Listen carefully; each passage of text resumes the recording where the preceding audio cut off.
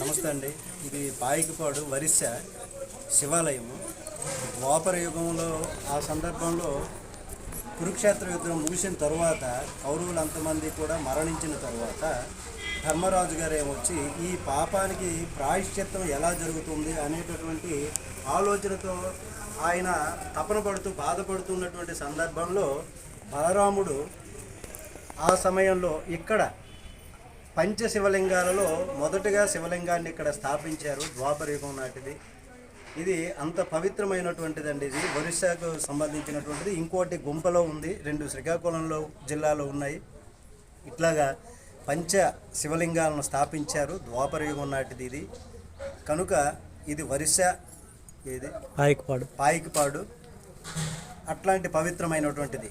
బలరామునితో స్వయంగా శ్రీకృష్ణ పరమాత్మ సోదరుడు అయినటువంటి బలరామునితో ప్రతిష్ఠించబడింది.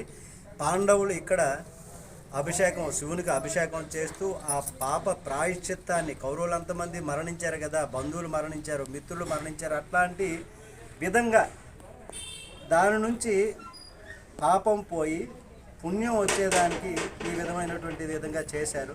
జై శ్రీమన్నారాయణ.